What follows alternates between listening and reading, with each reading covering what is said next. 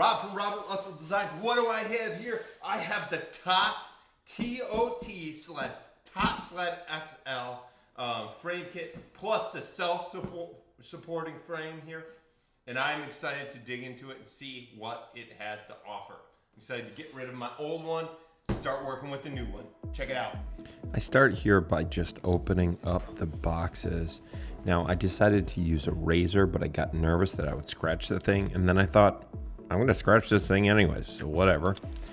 And then I opened some more boxes and some more packages and some more boxes, trying to figure out what all was going on with all of these parts.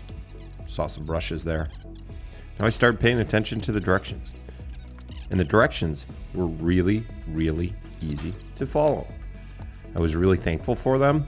There's this little cool TOT guy in the bottom corner, like a stick figure dude, that would give me helpful pointers and make me feel special because he was a stick figure dude. I was pretty thankful for that. And I'm like, what the heck are these plastic things? Anyways, kept going. You actually start by building some of the pieces of the sled itself, kind of the carriage that's going to hold the router, and then you go to make the horizontal piece that supports the router. Okay, so this part was a little bit tricky to figure out, particularly because the article and even the directions say that these are 80-inch rails. They're not 80 inches. They're actually 78 3/4 inches. So I think that difference is because it's coming from a metric scenario to English standard version, which is always weird to translate.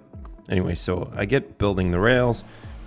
I almost lost the sled off the end, but I caught it. And this part was kind of annoying. I had to do this like 5 times to get the router set up and ready to go, but finally I was able to do it. This thing ended up taking me about 4 hours to build at the end of the day. I love it. It works great. It's amazing. And at the end, you're going to see me trying to get it parallel. That was a little tough, but I navigated the bearings pretty well. Overall, this thing's amazing. Check out the review on the next video.